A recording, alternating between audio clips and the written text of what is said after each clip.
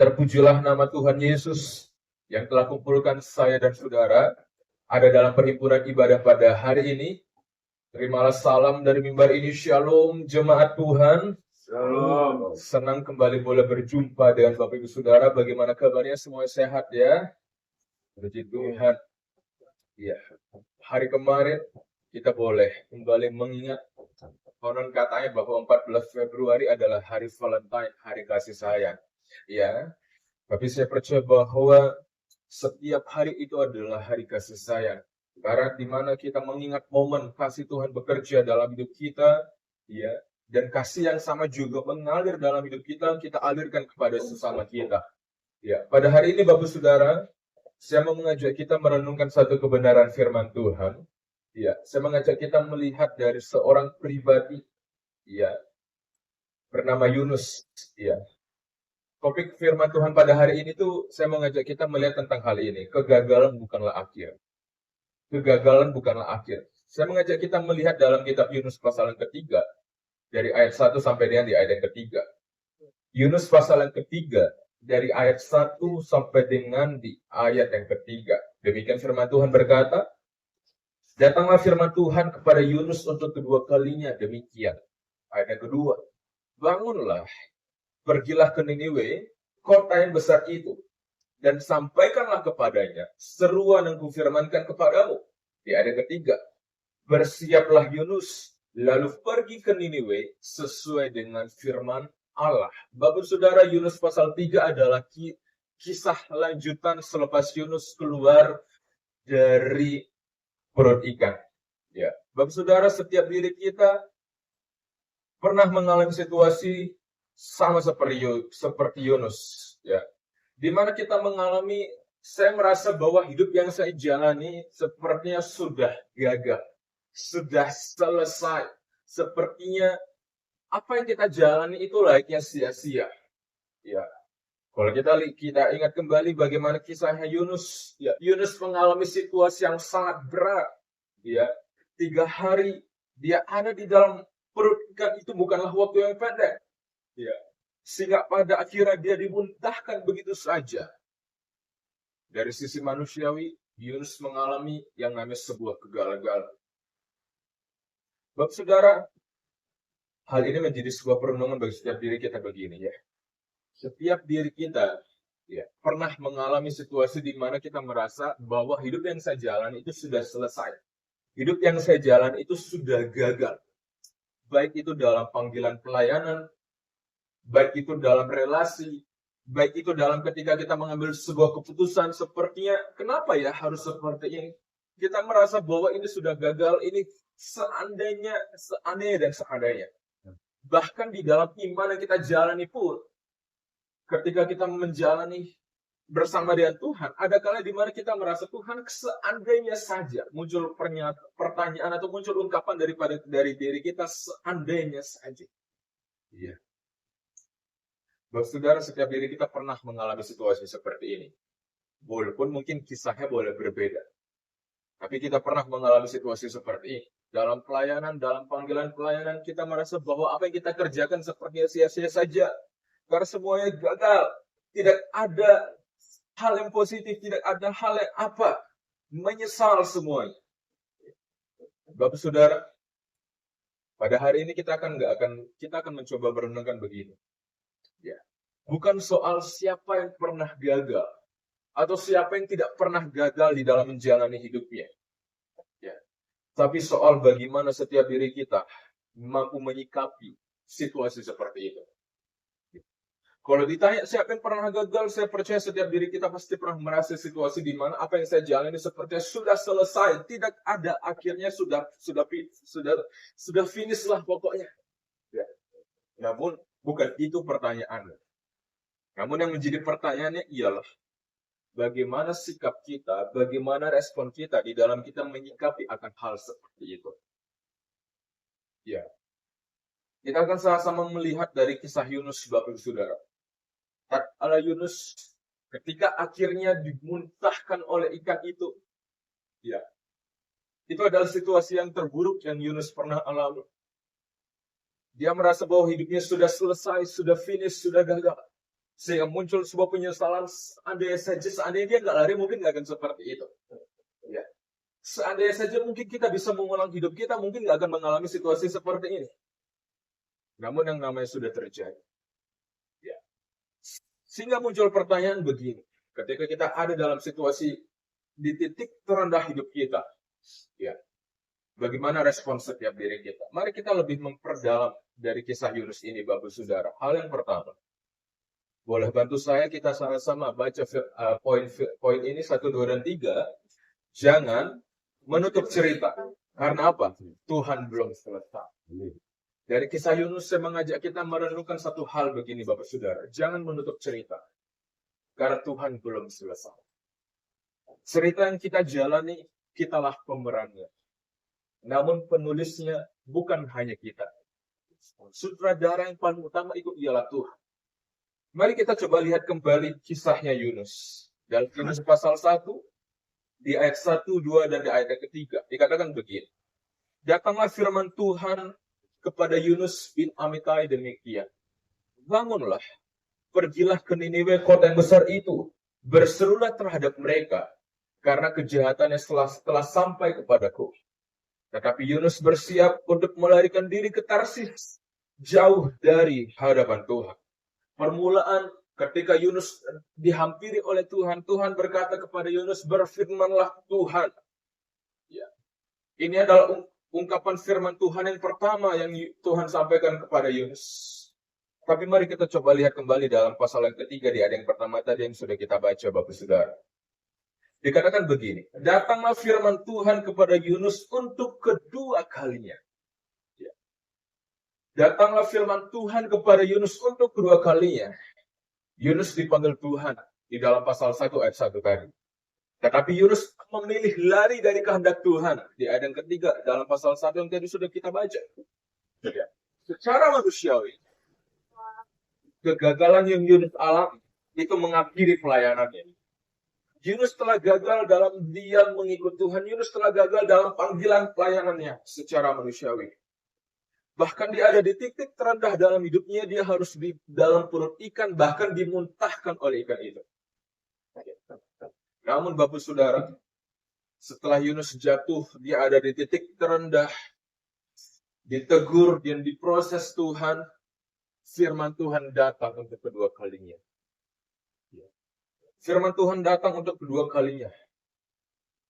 Dalam Yunus pasal yang ketiga, Yunus tidak dimulai dengan perubahan Yunus, tetapi dengan inisiatifnya Tuhan. Bapak Saudara, ada kali di mana kita merasa ketika kita ada di titik terendah, kita merasa bahwa sepertinya sudah selesai. Kitalah yang menentukan bahwa itu sudah selesai. Namun sama seperti apa yang Yunus alami. Yunus tidak menutup kisahnya, tapi Tuhanlah yang berinisiatif untuk terus memulai kisahnya Yunus. Frasa kedua kali yang tadi di pasal yang ketiga dikatakan bahwa ini menegaskan bahwa Tuhan tahu bahwa Yunus ada di titik terendah. Tuhan tahu bahwa Yunus mengalami kegagalan. Tetapi itu tidak menentukan bahwa itu selesai, itu akhirnya. Tuhan tidak mengganti Yunus. Tuhan memanggil kembali. Ini menunjukkan apa? Cerita yang Tuhan mau tulis dalam kehidupannya Yunus belum selesai. Seandainya sudah selesai, sudah pasti dia akan mati di dalam perut ikan itu. Tetapi kenapa Tuhan boleh izinkan dia untuk bisa bertahan 3 hari? Bukan hanya karena Yunus hebat, tetapi oleh karena ada sebuah cerita yang masih mau Tuhan tuliskan dalam hidupnya Yunus.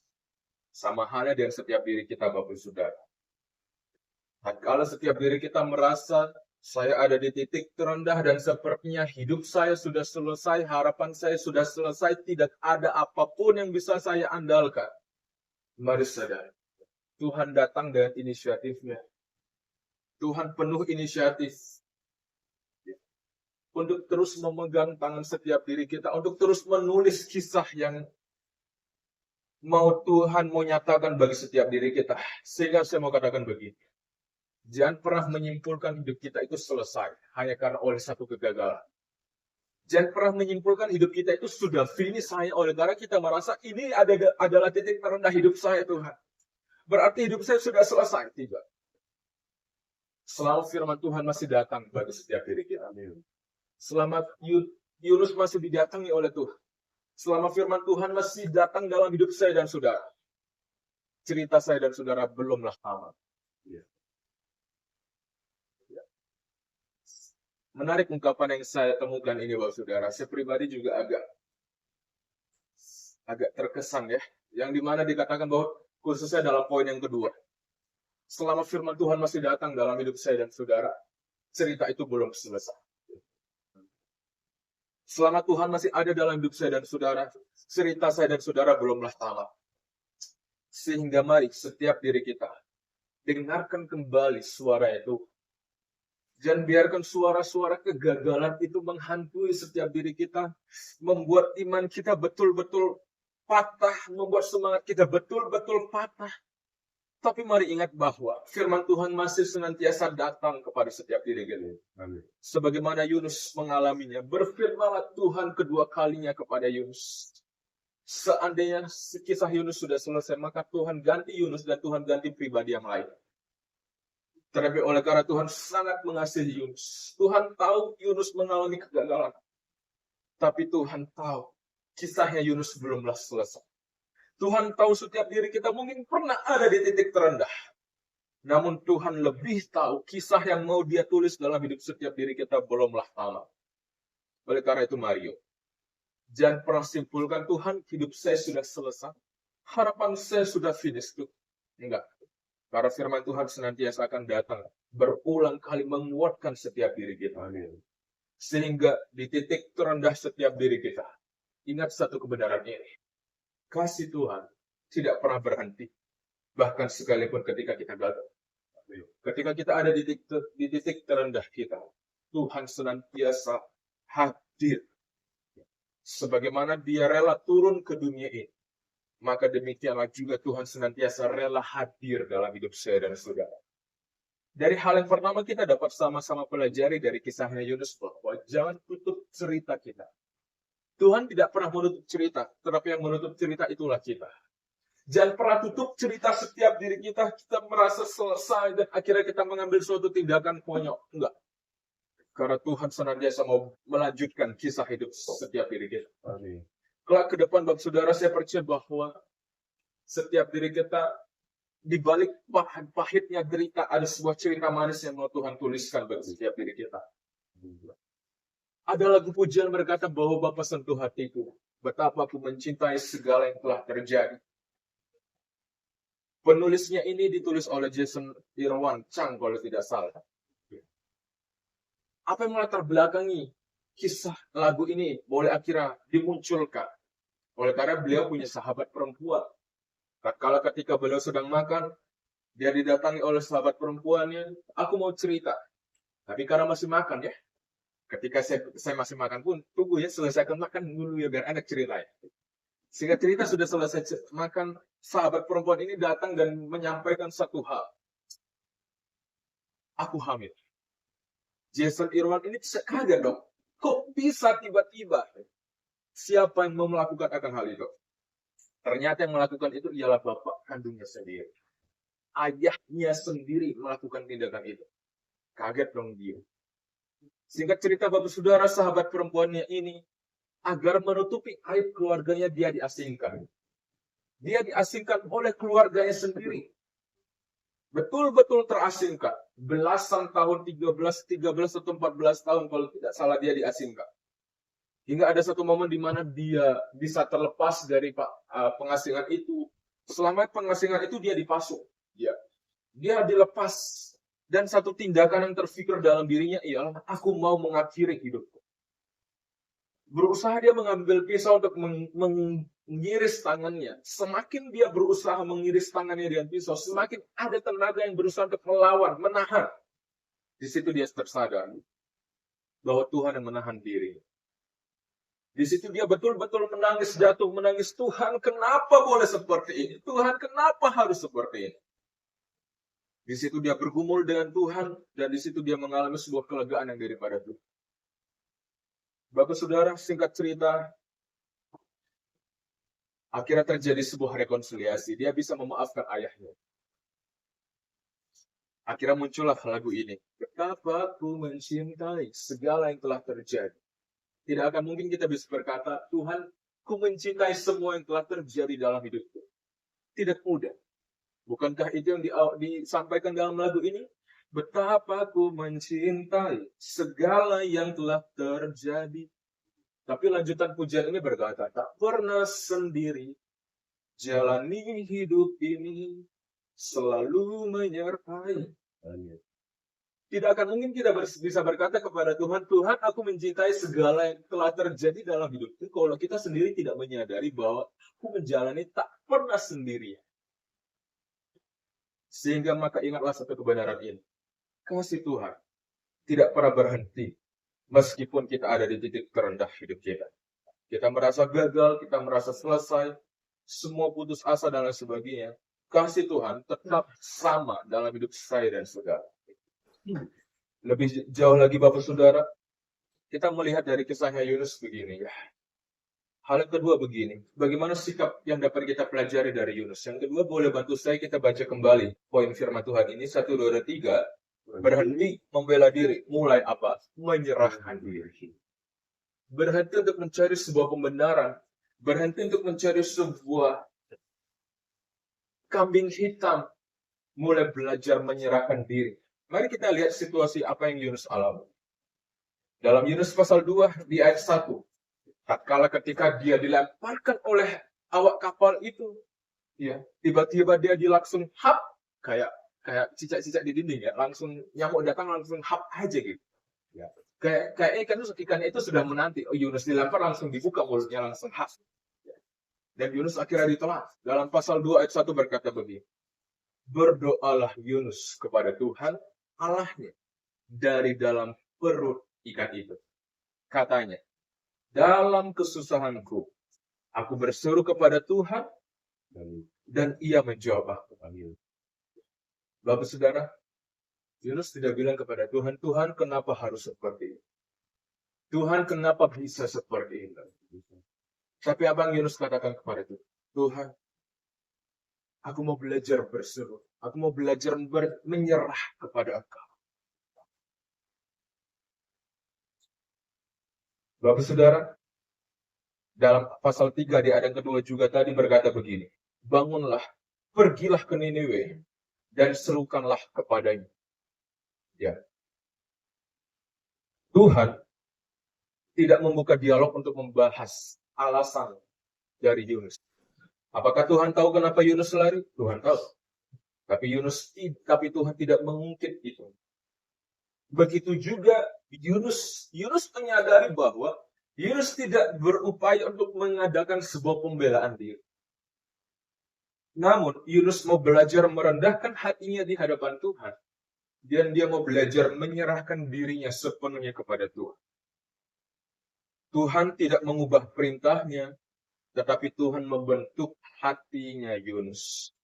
Bapak Saudara, dari kisah yang Yunus boleh alami, ketika Yunus ada di titik terendah dalam hidupnya, ya, Yunus tidak menyalahkan Tuhan, tapi Yunus menyadari, Tuhan, aku mau belajar berserah kepada Engkau. Disitulah Tuhan sedang membentuk hati Yunus. Lewat proses yang dia alami, disitulah Tuhan membentuk hatinya Yunus. Ya. Tuhan membentuk hatinya Yunus. Ya. Perintah Tuhan tetap sama. Tetap engkau jalani hidupmu, tetap tunaikan panggilan pelayananmu, tetaplah engkau setia beribadah, tetaplah engkau cinta Tuhan. Perintahnya tetap sama. Tapi lewat proses yang Tuhan mau kerjakan, Tuhan sedang mengubahkan hatinya Yunus. Tuhan sedang mengubahkan hidupnya Yunus, pribadinya Yunus, itulah yang Tuhan mau sedang ubah. Sehingga begini, kalau ketika kita merasa semuanya sudah selesai, mari berhenti sejenak. Mari hadapi Tuhan. Hadapi Tuhan. Jangan seperti Adam dan Hawa, Bapak Saudara. Ketika mereka menyadari mereka gagal, mereka selesai, apa yang mereka lakukan? Mereka sembunyi. Namun tatkala ketika kita merasa Tuhan semuanya sudah selesai, mari berhenti sejenak dulu dari aktivitas kita. Mari berhenti sejenak dari pemikiran-pemikiran yang membuat kita mungkin sumpah penuh dan lain sebagainya. Mari berhenti. Mari datang itu. Hadapi Tuhan. Dan mari sadari sebuah ketergantungan kepada Tuhan. Berhenti untuk kita menyalahkan keadaan. Berhenti untuk kita menyalahkan orang lain. Berhenti untuk bahkan kita menyalahkan diri kita sendiri. Seandainya saja Tuhan, aku tidak lari, maka mungkin aku tidak akan dimakan oleh ikan ini. Bisa saja mungkin timbul dari pemikiran Yunus seperti itu. Berhenti untuk kita menyalahkan diri kita sendiri. Berhenti untuk kita menyalahkan keadaan dan berhenti untuk salahkan orang lain. Berhenti. Tapi mari hadapi Tuhan, datangi Tuhan, dan mari sadari sebuah ketergantungan. Mari belajar katakan bahwa Tuhan bukan kehendakku yang jadi, tetapi kehendakmu yang jadi. Jangan sembunyi daripada Tuhan, tapi mari hadapi Tuhan. Itu yang sikap gentleman-nya dari Yunus. Yunus gentleman, Bapak Saudara. Nggak seperti Adam dan Hawa. Sama-sama melakukan kesalahan, tapi beda respon mereka. Yunus mau menghadapi Tuhan. Yunus mau datang kepada Tuhan. Sehingga saya mau katakan begini. Membela diri, mencari sebuah pembenaran. Itu akan membuat setiap diri kita terjebak pada masa lalu kita. Terjebak pada situasi di mana, ya saya salah, ya udah saya salah. Tapi ketika kita menyerahkan diri kita kepada Tuhan, itu membuka diri kita, membuka jalan untuk kita melihat apa yang Tuhan sedang kerjakan dalam hidup kita. Menjadi pertanyaan sederhana, kita mau yang mana? Mau senantiasa terus, Tuhan saya nggak salah kok. Wajar-wajar aja saya lari, kotanya sudah betul-betul jahat. Kalau Tuhan mau hukum, ya udah hukum aja. Wajar. Bisa saja kita menyalahkan, bahkan kita bisa salahkan diri kita. Seandainya saja Tuhan saya nggak lari, mungkin saya nggak akan mengalami situasi seperti ini. Sudah selesai, sudah terjadi. Kalau kita hanya berfokus pada hal itu, kita akan terjebak pada situasi seperti ini. Tetapi sebaliknya ketika kita datangi Tuhan, kita hadapi Tuhan, dan kita mau belajar menyadari sebuah ketergantungan kepada Tuhan, maka dari hal itu akan terbuka jalan. Ternyata Tuhan sedang mengerjakan sesuatu hal yang indah. Itulah yang kita katakan bahwa Tuhan turut bekerja dalam segala sesuatu untuk mendatangkan kebaikan. Bukan hanya Alkitab tidak berkata Tuhan turut bekerja dalam hal yang baik, tidak. Tapi Tuhan bekerja mendatangkan kebaikan. Ya. Dalam hidup saya dan saudara yang setiap diri kita jalani, ya. Ini kita sudah mau masuk ke bulan ketiga ya. Di di tahun 2026. Saya nggak tahu nih, mungkin setiap diri kita mulai mengalami gejolak-gejolak. Beda pada awal tahun ya. Pada awal tahun euforia semangat tahun barunya masih terasa. Ya, sudah masuk ke bulan ketiga nih. Ya, apakah sudah mulai bergejolak atau tidak, setiap diri kita yang tahu. Namun, sebagaimana yang Yunus alami, stop, berhenti. Salahkan diri sendiri, stop, berhenti mencari sebuah pembenaran. Nggak akan selesai masalah, nggak akan selesai situasi itu. Mau selesai, maka belajar serahkan diri kepada Tuhan. Maka Tuhan pasti akan buka jalan bagi saya dan saudara. Dan hal yang ketiga, Bapak Saudara, dari kisahnya Yunus, saya mengajak kita melihat kembali begini. Bersikap taat dengan mau melangkah kembali pada kehendaknya Tuhan. Ya. Taat mau melangkah kembali pada kehendaknya Tuhan.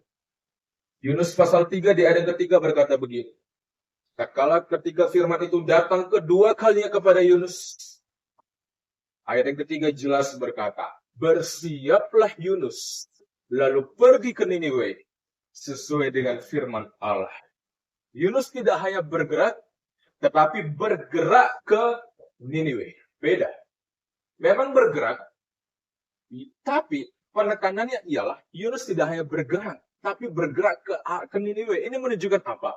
Ini menunjukkan Yunus bergeraknya ke arah yang Tuhan mau. Bukan ke arah yang dia suka. Ya. Setiap diri kita mungkin memang bergerak, betul bergerak. Namun pertanyaannya bergerak kemana nih? Ya kan? Tuhan kan sudah bergerak, betul sudah bergerak, tapi bergeraknya kemana? Yunus bergerak, betul Yunus bergerak. Tapi Yunus bergerak ke Niniwe. Ini menunjukkan apa? Kembali penekanannya ialah Yunus tidak hanya melangkah. Yunus mau belajar taat, melangkah dalam kehendaknya Tuhan. Melangkah kembali ke dalam kehendaknya Tuhan. Bagi setiap diri kita yang bersama hari ini umat Tuhan, setiap diri kita ketika kita menyadari Tuhan, aku sudah bangkit, aku mau belajar kembali bergerak betul. harus mau bergerak, tapi bergeraknya kemana dulu nih? Ke arah yang saya dan saudara suka, atau ke arah yang mau Tuhan mau? Dari kisah Yunus kita belajar, bukan ke arah yang Yunus suka, tapi ke arah yang Tuhan sudah kehendaki. Layaknya kompas Bapak Ibu Saudara. Ya, masalahnya bukan sejauh mana sudah melangkah, tetapi yang menjadi perenungannya ialah ke arah mana nih?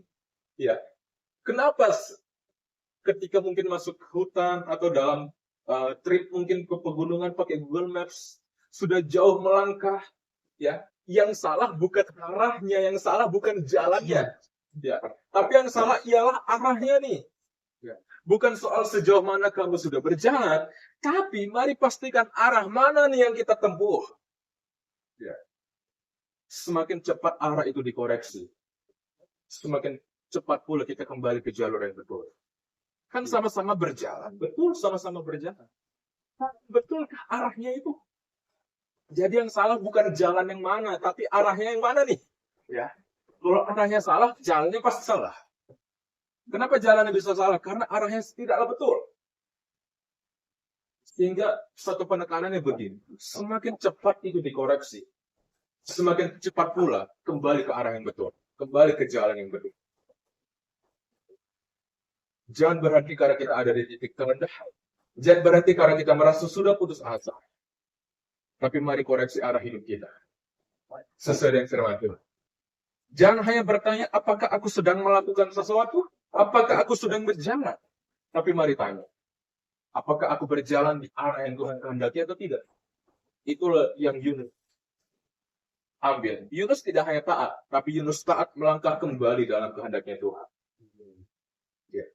Penekanannya di bagian itu. Bukan hanya sebatas taat, tapi taat kembali dalam kehendaknya Tuhan. Bukan hanya bergerak, tapi memang betul bergeraknya ke Niniwe.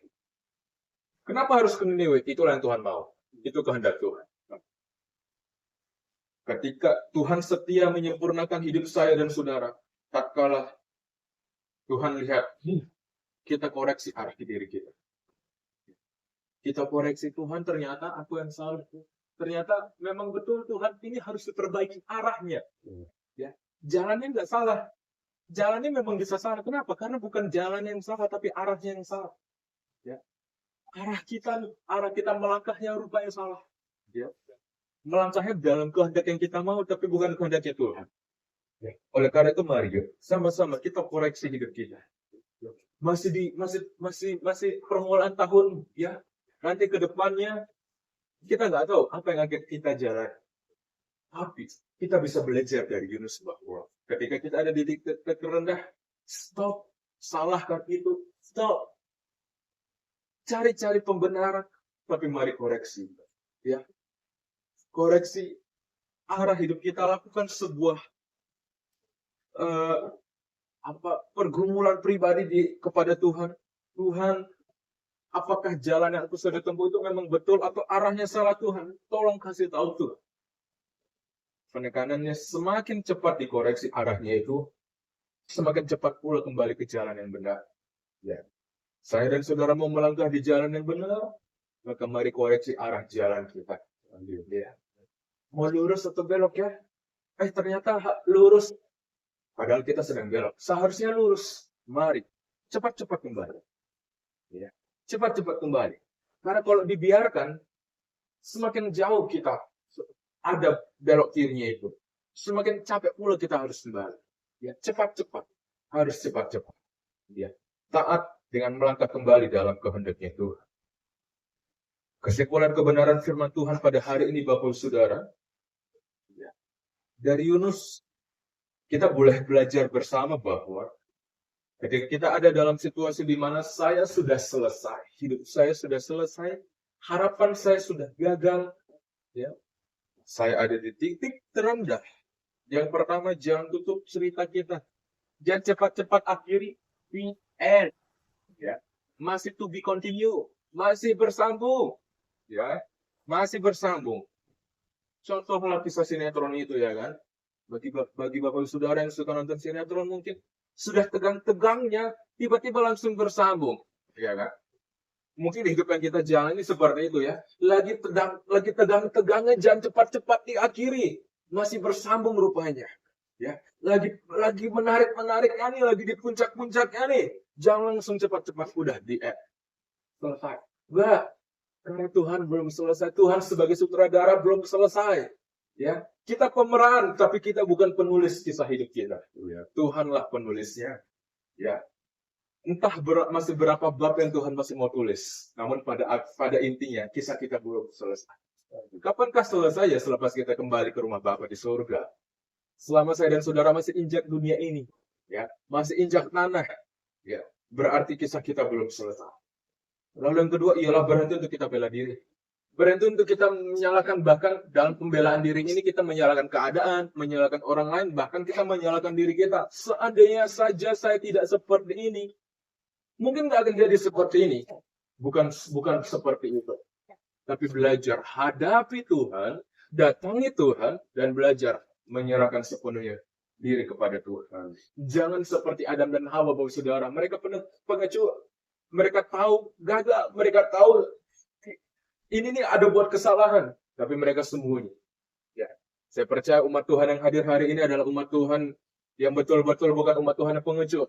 Tapi mau mendatangi Tuhan, mau hadapi Tuhan. Bukan soal untuk kuat-kuat gagah, enggak.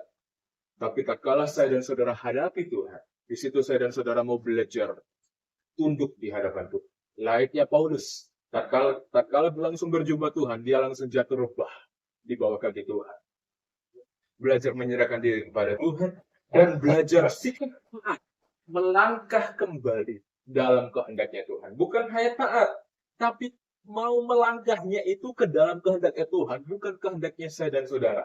Saya kan sudah melangkah, betul melangkah, tapi arahnya yang masih belum jelas. Tepat.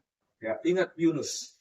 Yunus bukan hanya sebatas bergerak, tapi Yunus juga bergerak ke Niniwe. Jelas. Ya. Bergerak ke Niniwe. Bergerak kembali ke dalam kehendaknya Tuhan. Jadi Bapak Saudara, hari ini kita boleh sama-sama belajar dari kisah Yunus bahwa kegagalan di titik terendah atau apapun itu yang pernah kita alami, mari sadar itu belum. Bukan soal siapa yang pernah gagal, siapa yang pernah di titik terendah, tapi soal siapa yang mampu merespon itu dengan sikap bijaksana. Bagaimana saya dan saudara harus bersikap. Ya. Dengan begitu Bapak Saudara, saya percaya hidup setiap diri kita akan seperti Yunus itu. Bangkit kembali seperti mengalami pemulihan yang baru dari itu. Ya. Saudara boleh bantu saya. Saya rindu setiap diri kita mengulang 3 poin ini. Ya, kita sama-sama sebutkan. Saya baca kalimat pertanyaannya agar ketika Bapak Saudara tinggalkan tempat ini, ketika ditanya kamu beribadah, iya, khotbahnya apa nggak tahu, pendetanya terlalu ganda. Nggak, ingat sedikit tidaknya ingat 3 hal ini. Ya, karena ini menjadi 3 poin utama. Ya, perenungan firman Tuhan pada hari ini. Boleh bantu saya kita sama-sama sebutkan ya. Saya baca kalimat pembuka pertanyaannya. Bagaimana respon orang percaya, yaitu saya dan saudara, dalam menyikapi sebuah kegagalan? 1, 2, dan 3. Jangan menutupi cerita, karena Tuhan belum selesai. Yang kedua, berhenti membela diri, mulai menyerahkan diri. Yang ketiga, bersikap taat dengan melangkah kembali dalam kehendaknya Tuhan. Amin. Kiranya Roh Kudus yang ada dalam hidup saya dan saudara itu memampukan saya dan saudara untuk dapat mengerti, menangkap pesan firman Tuhan ini. Kita simpan itu dalam hati dan pemikiran kita. Dan melalui Roh Kudus juga saya dan saudara dibantu oleh Tuhan untuk dapat menjalani firman Tuhan pada hari ini. Kita boleh tutup Alkitab kita.